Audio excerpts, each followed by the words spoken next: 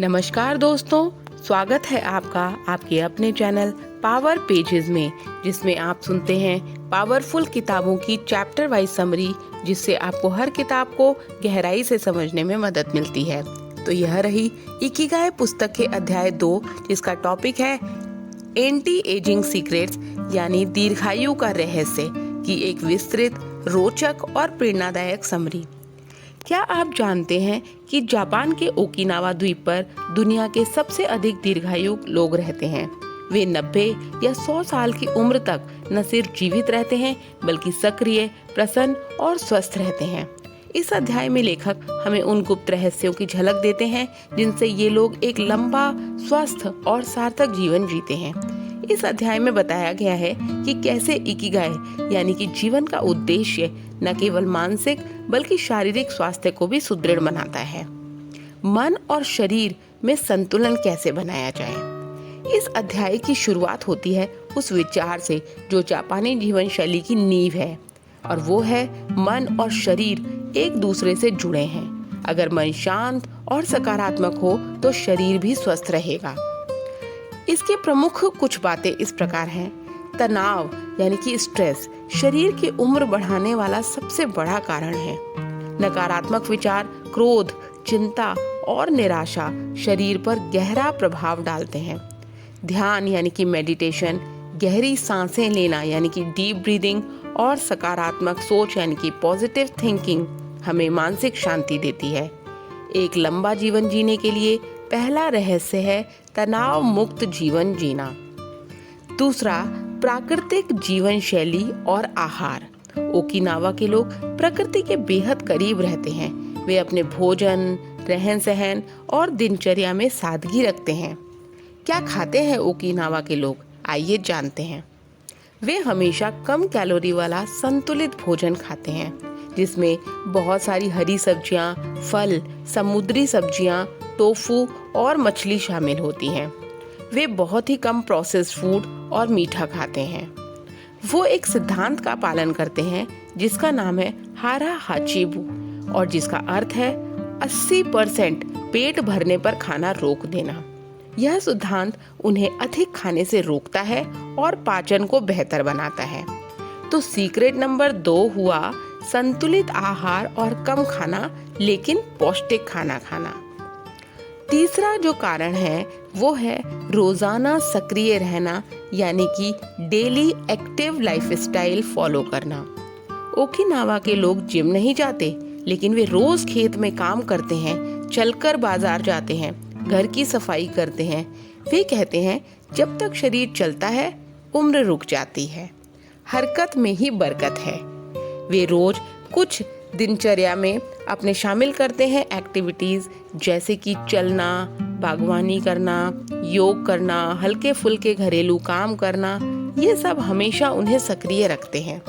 लंबे समय तक बैठना, आराम करना, टीवी देखना, ये आदतें उम्र बढ़ाती हैं। तो सीक्रेट नंबर 3 क्या हुआ? हर दिन कुछ न कुछ शारीरिक गतिविधि जरूरी है।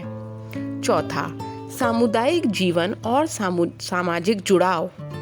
ओकिनावा में मोए नाम की एक परंपरा है, जिसमें लोग एक छोटे समूह में जीवन भर एक दूसरे का साथ निभाते हैं। अकेलापन यानी कि मानसिक और शारीरिक बीमारियों का कारण बनता है। एक दूसरे से जुड़ाव, बातचीत, सहयोग, ये सभी जीवन को अर्थपूर्ण और खुशहाल बनाते हैं। तो सीक्रेट नंबर 4 क्या हुआ? अच्छे दोस्तों और परिवार के साथ समय बिताना। जीवन का उद्देश्य इकिगाई ही असली चमत्कार है उन लोगों की लंबी आयु का।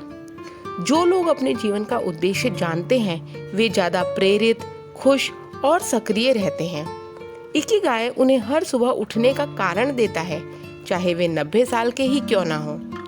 उदाहरण के तौर पर 102 साल के मछुआरे आज भी समुद्र में मछली पकड़ते हैं। 98 साल की महिला हर सुबह अपने बगीचे में फूल लगाती हैं, क्योंकि उन्हें यह काम करना अच्छा लगता है, जो उन्हें खुशी का एहसास देता है। तो सीक्रेट नंबर 5 क्या हुआ? अपने इकिगाई को जानो और उसका पालन करो।